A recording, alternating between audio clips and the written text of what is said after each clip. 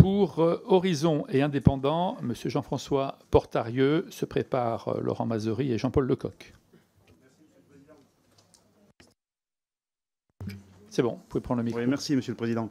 Il n'y avait pas que le sommet Choose France hier dans le monde, puisque à Londres, le Royaume-Uni et la présidente de la Commission européenne, qui était accompagnée du président du Conseil européen, ont scellé un partenariat stratégique sur la défense et la sécurité.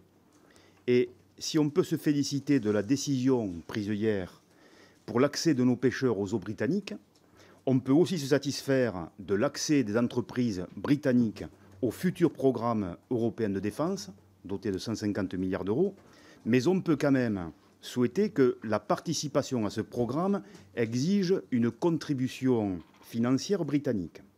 Alors, 5 ans après le Brexit, est-ce vraiment une nouvelle ère, un moment historique, comme l'ont suggéré certains acteurs et certains observateurs?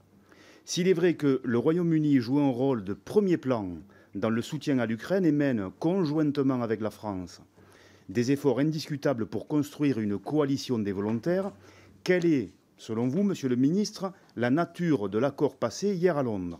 Bien entendu, il ne s'agit pas d'une nouvelle adhésion à l'Union européenne, pas plus qu'une participation au marché unique, sur le modèle des pays membres de l'espace économique européen comme l'Islande ou la Norvège.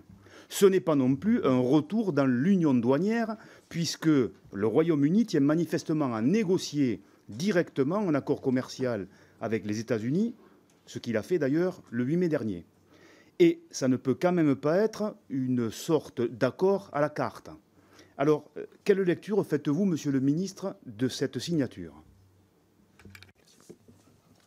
Monsieur le Ministre. Monsieur le Président, vous m'avez dit d'accélérer. Je vais parler plus vite, mais je vais essayer quand même de répondre précisément à vos questions. D'abord, cet accord, pour moi, c'est une satisfaction presque personnelle, parce que l'année dernière, quasiment jour pour jour, j'étais à Boulogne avec les pêcheurs très inquiets sur le sort qui allait leur être réservé, alors qu'on approchait de la renégociation des accords Brexit. Sans solution, il est risqué de voir leur accès aux eaux britanniques tomber en 2026.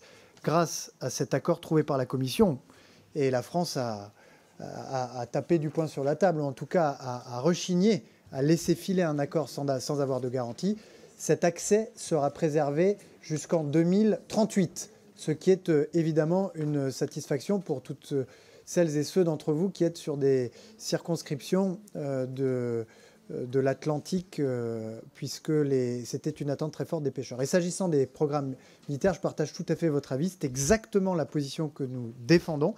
Nous avons vocation à travailler de manière plus étroite avec le Royaume-Uni, mais tout en conservant notre objectif qui est celui d'une souveraineté européenne en matière de défense comme dans d'autres domaines. Et aujourd'hui, même s'il y a de toute évidence un rapprochement, le Royaume-Uni ne peut pas être tout à fait traité comme un État membre de l'Union européenne, ni même comme un membre de l'espace économique comme la Norvège ou l'Islande, dont je rappelle qu'ils payent leurs cotisations, leurs contributions à la politique de cohésion. Merci beaucoup, Monsieur le Ministre.